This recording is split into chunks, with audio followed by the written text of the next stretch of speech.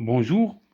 Alors, dans cette séance, on va essayer de faire le corrigé de l'exercice 4, toujours de la série 4 de ces travaux dirigés d'électromagnétisme.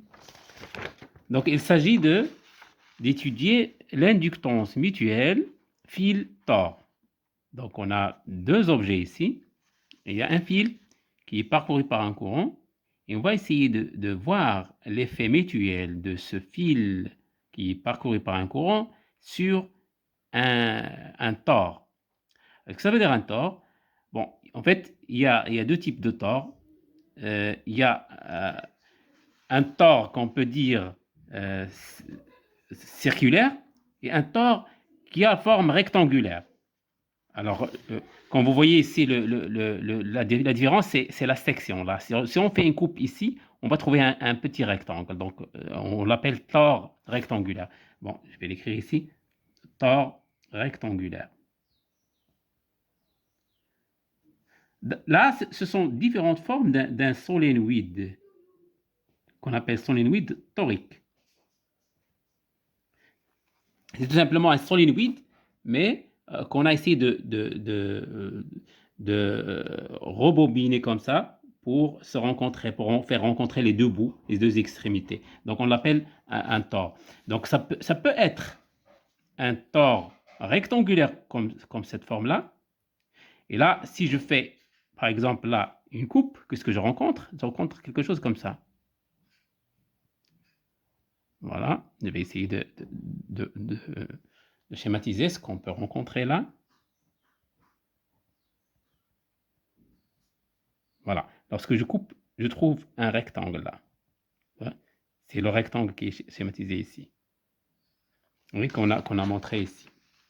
Il est de dimension A et B. Donc c'est un rectangle lorsqu'on fait une coupe ici transversale. Mais il y a donc coupe, rectangle. Coupe donne un rectangle. Il y a aussi un tor circulaire. Là, lorsqu'on fait une coupe, on va trouver un cercle. Et je fais le schéma de ce tor-là. Bon, je vais essayer de schématiser très, très simplement. Comme ça, et grossièrement. Voilà. Donc ça tout simplement, voilà. Là, c'est bombé, donc c'est un tor. Vous avez donc là une forme circulaire. Si vous faites une coupe là, si je fais une coupe ici, qu'est-ce que je vais rencontrer? Je vais rencontrer ceci.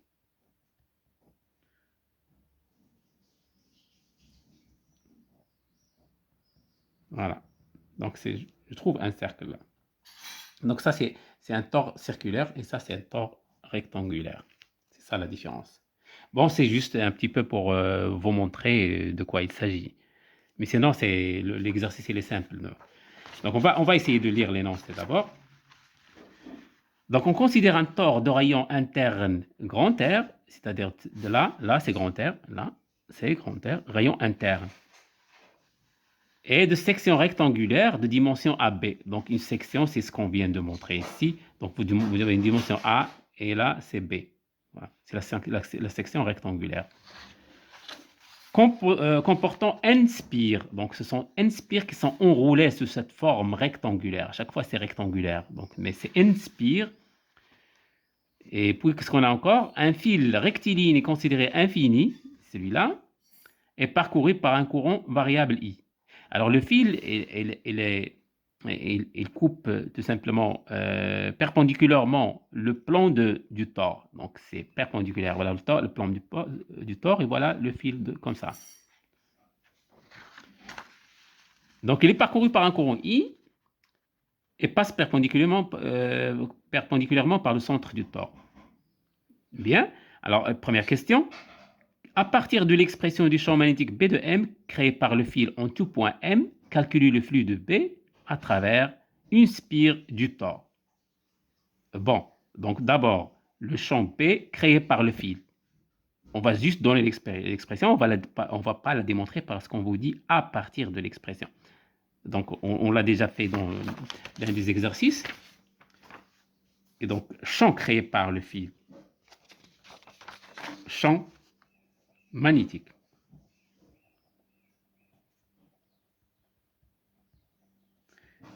créé par le fil. Bien sûr, en tout point de l'espace, j'ai un fil comme ça. Voilà.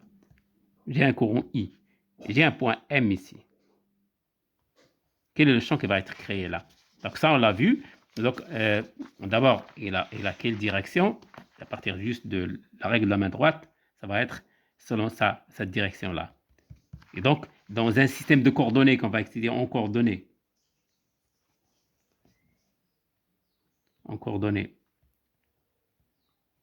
cylindriques, bien sûr, ça va être cylindrique. Donc, ce point-là, il va être repéré par une distance R, voilà, point M, et cette direction-là, ça va être Eθ. Celle-là, c'est ER, et donc le champ magnétique il est selon Eθ d'après la règle de la main droite. Donc d'après ce qu'on a vu dans l'un des exercices qu'on a fait, alors le B au point M, le champ magnétique est égal mu0 I sur 2 pi R selon Eθ. Oui. Toujours main droite, règle du main droite, règle pour la direction, règle de la main droite. La main droite. Oui. Mais on a vite trouvé la direction à partir des éléments de symétrie lorsqu'on a fait le problème directement. Bon, voilà le champ magnétique. Maintenant, on veut dire calculer le flux de B, le flux de ce champ magnétique, à travers une spire du tore. Donc, une fois que j'ai un champ magnétique ici qui est selon Eθ, donc il va traverser chaque spire.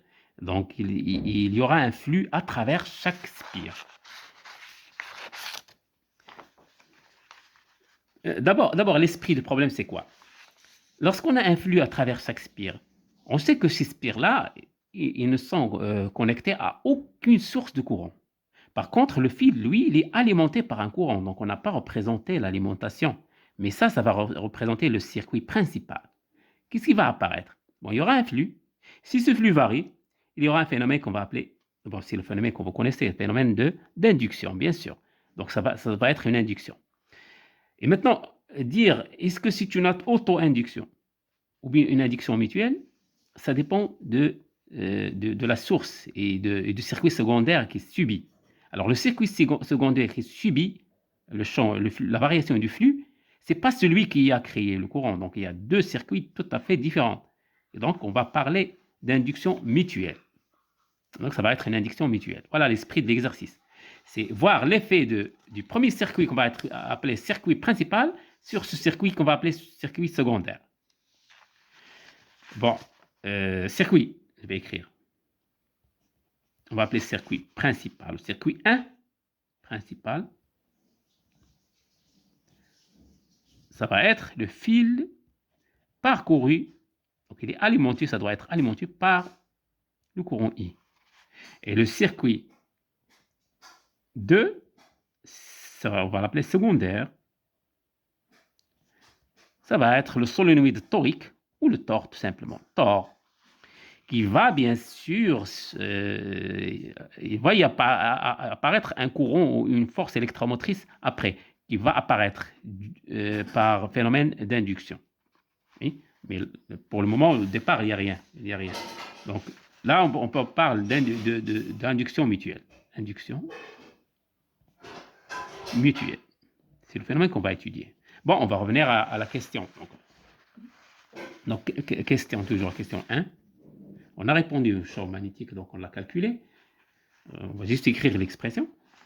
Maintenant, le flux de B à travers une spire, le flux de B à travers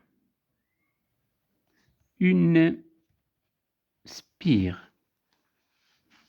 Et là, je dois faire une représentation dans l'une des spires, puisqu'il y a une certaine symétrie. Donc, peu importe la spire que je vais choisir, donc peu importe sa position ici sur le tore, je choisis n'importe laquelle. Mais pour être un peu plus simple dans ma représentation, je vais choisir une spire qui est dans le plan du fil. C'est-à-dire, je fais une coupe comme ça, par exemple, ou comme ça, et je prends le plan de la coupe qui sera le plan de ma feuille. Donc, dans ce cas-là, je vais tout simplement dire voilà ma spire.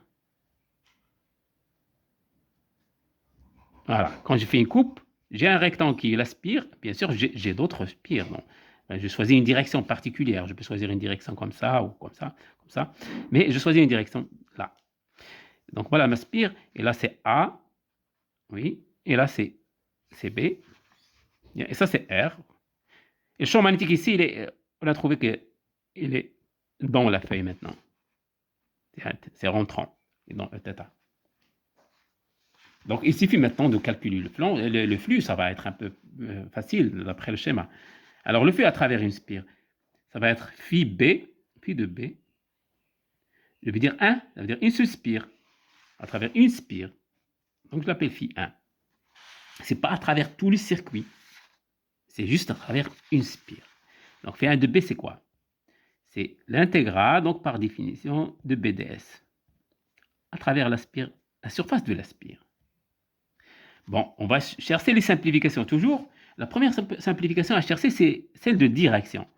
Donc, le B, on connaît sa direction. Il est selon Eθ. Il reste le ds.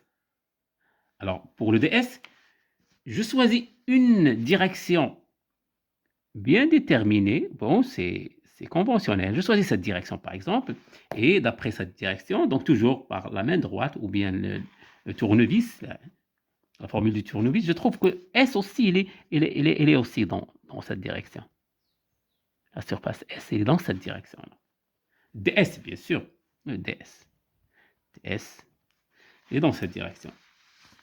Bon, c'est quoi ds d'abord? ds, à quoi est égal?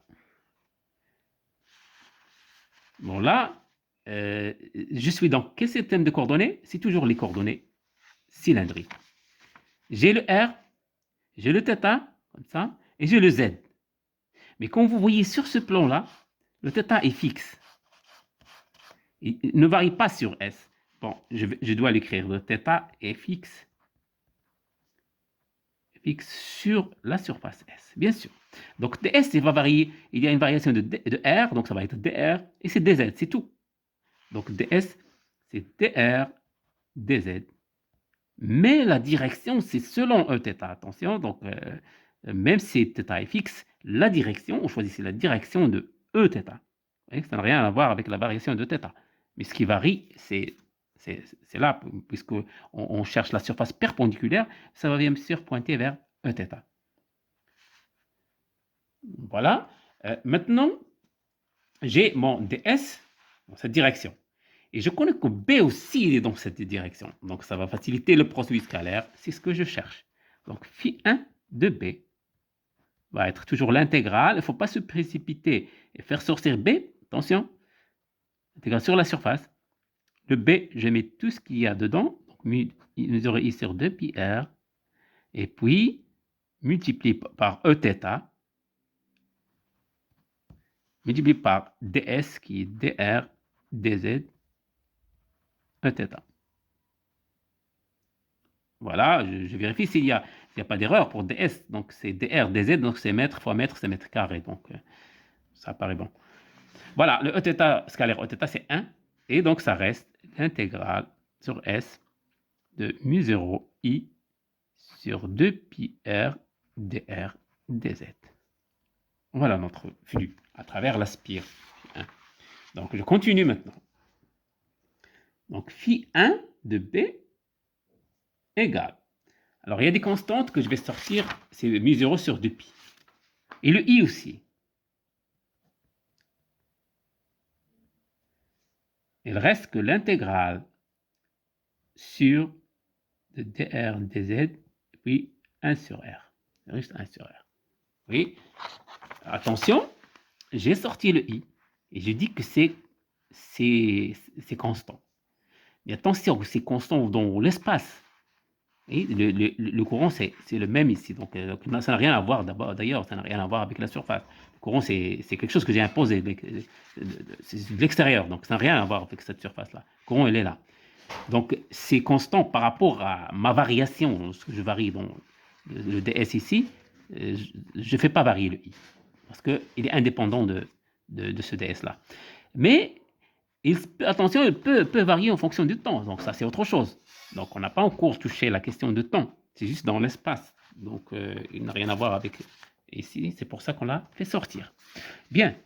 Alors il reste donc à faire mu0 i sur 2pi et à faire la séparation de variables. J'ai la variable z, donc dz, et j'ai la variable 1 sur r, dr. Alors là, je dois faire attention que ce que je suis en train de varier. Oui. Alors pour le z, supposons que mon plan, donc ça va dépendre où est-ce que je vais choisir l'origine des z. Alors l'origine de z. Supposons que je choisis juste au milieu. C'est bon, donc donc ça ne va pas faire grande différence que je choisis ici ou ici. Mais supposons que je fais au milieu. Et ça, c'est b. Donc là, ça va être moins b sur 2. Et là, c'est b sur 2. Oui, je peux aussi choisir ici. Ça me donne 0 à b directement. Mais c'est exactement la même chose. Moins b sur 2 et b sur 2. Vous allez noter que c'est exactement la même chose. Et pour r, ça va varier entre là et là. Là, c'est quoi? Là, c'est donc le R, il va prendre une valeur minimale qui est celle-là. Et ça, c'est juste le rayon interne du solenoïde torique. Donc, c'est tout simplement grand R. Et puis, le rayon externe, on ne vous a pas donné le rayon externe. Mais on sait que ça, c'est grand R, et donc ça, c'est petit a. Et la somme, c'est R plus petit a. Ça, c'est le rayon externe. Voilà. Maintenant, je vais tout simplement dire que c'est mu0 i sur 2pi. Et cette intégrale, c'est juste b sur 2 moins b sur 2, ça donne b. Donc, je peux le faire directement, c'est b, ça, tout ça, c'est b. C'est z entre moins b sur 2 et b sur 2. Mais ça, c'est l'intégrale de 1 sur r, c'est bien sûr log népérien de r. Ça va être entre r et r plus 1. Ce qui donne que le flux de b à travers une seule spire égale mu0 i b sur 2pi log népérien de r plus a moins log népérien de r. Si je veux améliorer ça, je dirais que c'est 1 de b égale mu0 i b sur 2pi log népérien de r plus a sur r. Et voilà, ça, je peux encadrer le résultat et dire que ça, c'est le flux à travers une seule spire. Maintenant, je vais voir la deuxième question. Déduire le flux total à travers le circuit du tore. Bon. Deuxième question. Le flux total à travers le solenoïde torique.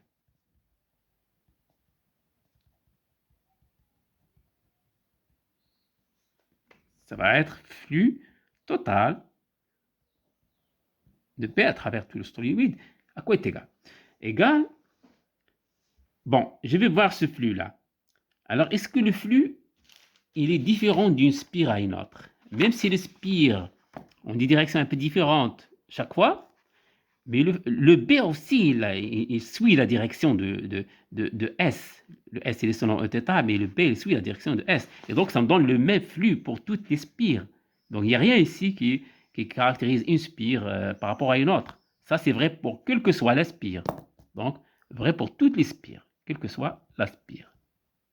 C'est la même expression. Donc, le flux à travers toutes les spires, ça va être n fois le flux à travers une spire. Ce qui implique que le flux total de B égale à mu0 i nb sur 2pi log népérien de R plus A sur R. Donc, là encore, j'encadre. Mais en tout cas, dans le phénomène d'induction, j'ai besoin du flux total. Et donc, question 3. Question 3. Calculer l'inductance mutuelle M entre le fil et le tore.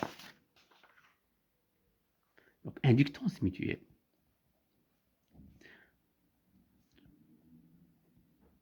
On sait l'inductance propre, c'est entre parenthèses, je rappelle, l'inductance propre, on l'appelle L. Et dans ce cas-là, j'ai le flux propre. Pourquoi propre? Parce qu'il est créé par le circuit lui-même, est égal à L fois I. Et cette constante, on l'appelle l'inductance propre. Pour l'inductance mutuelle, ce n'est pas un flux propre, c'est un flux créé par le circuit 1 à travers le circuit 2. Le flux, donc, il y a un champ qui est créé par le circuit 1.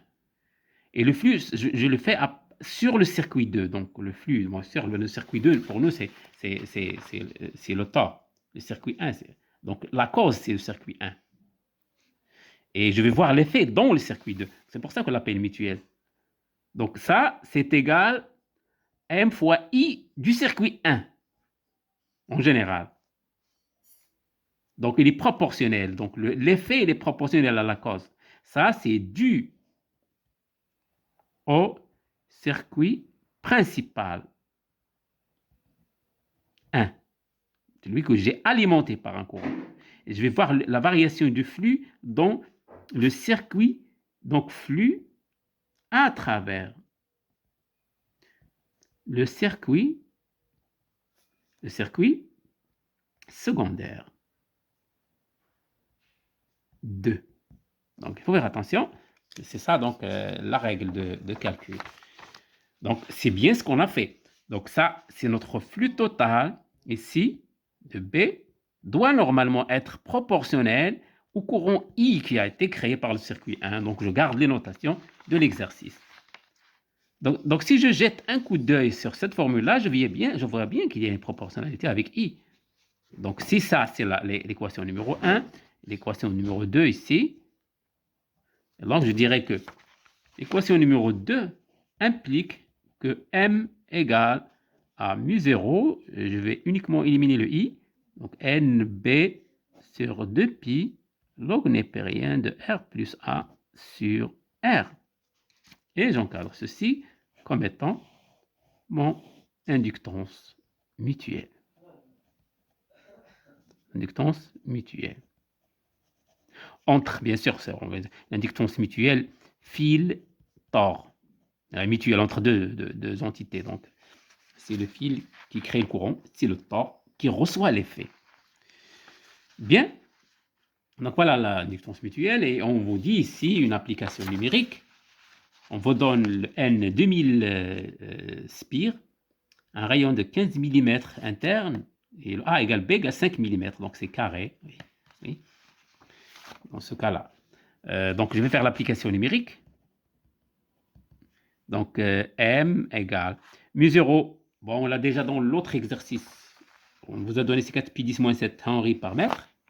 Donc, 4pi 10-7 multiplié par N, donc c'est 2000, multiplié par B, B c'est 5 mm, donc 5 10-3, divisé par 2pi, et log népérien de R, donc on vous a donné 15 mm, donc 15. Alors là, je ne vais pas perdre 10-3, pourquoi? Parce que j'ai des millimètres ici, si je fais mètre, bon, c'est pas grave quand j'ai un quotient de deux facteurs qui ont la même unité.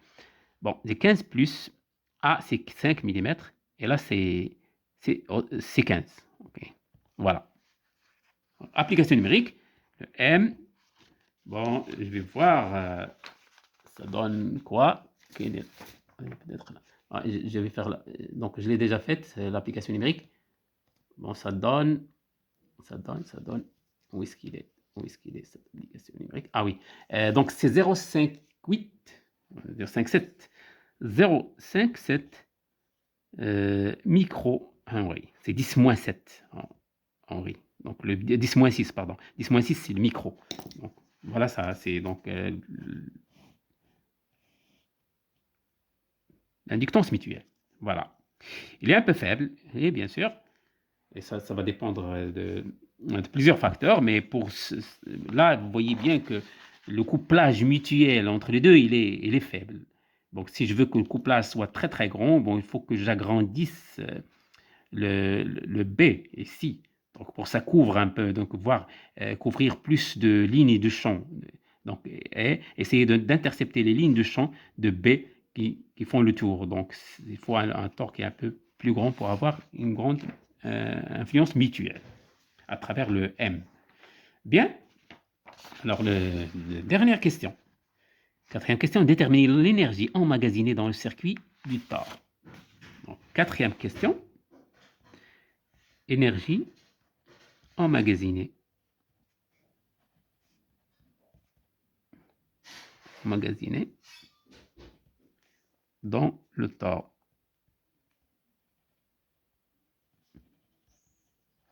Donc, où est-ce qu'il est cette énergie? Où est-ce qu'il va être emmagasiné? Là, donc, il faut revenir au cours où on avait parlé de l'énergie magnétique. Donc, c'est une énergie de forme magnétique. Donc, il va être emmagasiné en fait dans l'espace du tore. Et donc, dans tout cet espace à l'intérieur, là où il y a un champ magnétique à l'intérieur du tore. Oui, bien sûr, il y a un champ magnétique même à l'extérieur. Mais nous, on s'intéresse à l'énergie emmagasinée dans le tore. Donc, pour ça, donc, il faut voir le cours.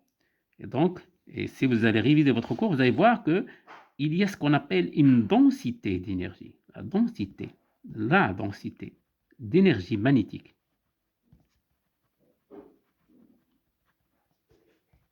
Est donnée par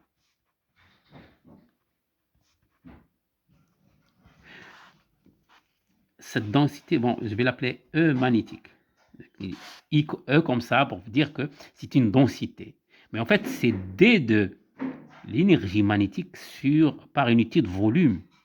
Des taux ou des V, bon, par unité de volume. Ça va être comme ça. Donc, il a une expression bien déterminée. C'est 1 sur 1 demi B carré sur mu 0. Voilà l'expression. Donc, il faut se rappeler de cette expression-là. Pour le champ électrique, l'énergie électrique, la densité, c'est 1 demi y0 E carré.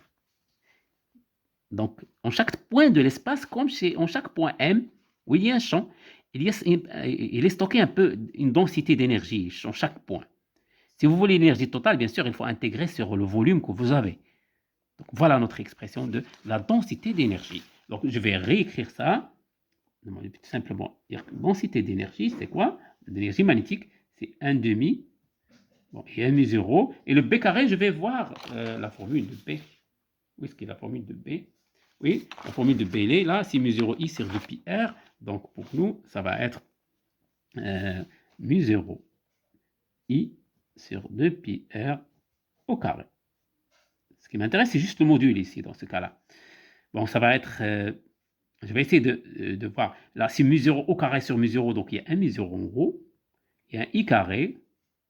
Et en bas, qu'est-ce qu'il y a? Il y a un 2 fois 4, ça donne 8. Et quoi encore? Il y a un pi carré et un R carré. Voilà la densité d'énergie par unité de volume. Donc, énergie par unité de volume.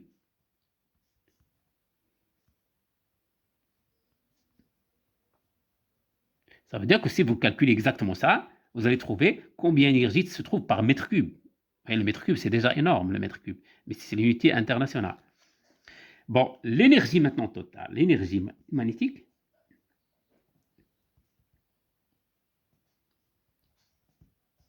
emmagasinée dans le tore,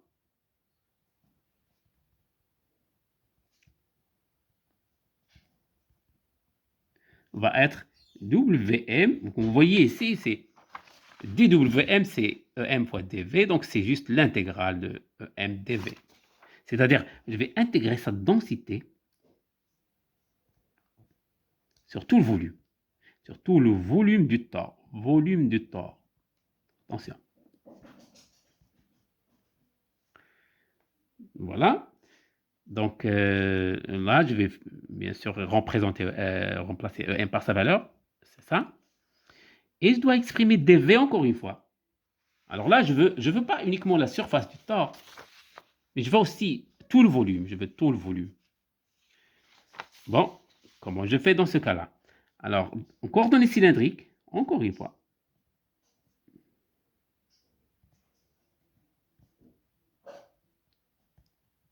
Quoi est égal à dV? Ça va être ça va être bien sûr le ds qu'on a déterminé, c'est pas donc ça c'est ds, mais il faut ajouter quoi? Il faut ajouter la dimension angulaire, c'est tout. Autrement dit, ça va être cette surface-là fois cette distance-là. Bon, là, ça va être un dr, et là, c'est un dz. Donc, et là, c'est un r de θ. Multiplié par dr, multiplié par dz, multiplié par dr, multiplié par dz. Voilà, ça, c'est le volume. Unité de volume. Bien, bon, je vérifie les unités. Mètre, ça c'est radian, donc pas d'unité. Mètre, mètre, donc c'est mètre cube, c'est bon. Et je dois remplacer dans Wm, c'est tout. Donc ça va être une intégrale triple sur mon volume de mu0 i carré sur 8p carré r carré. Et j'aurai donc r dθ dr dz. Très bien. Ah. Donc, il n'y a que des constantes que je vais sortir, c'est le mu0 et 8p carré. Et bien sûr, le i carré, encore une fois. Donc, Wm égale. Il me reste une intégrale. Alors, je vais essayer donc de faire l'intégrale. Donc, je peux séparer, parce que ça ne dépend que de r. R sur r carré, c'est bien sûr 1 sur r. Mais je commence par θ, parce que ça ne dépend pas de θ. Θ, il varie de 0 de pi pour faire 2 tours. Et puis, pour z, c'est, on a dit c'est moins b sur 2 dz, c'est toujours la même chose. Et pour z et pour r, j'ai entre, là il faut faire attention, c'est toujours la même chose, c'est r, le r ici, et ça c'est a, donc c'est r plus a, toujours.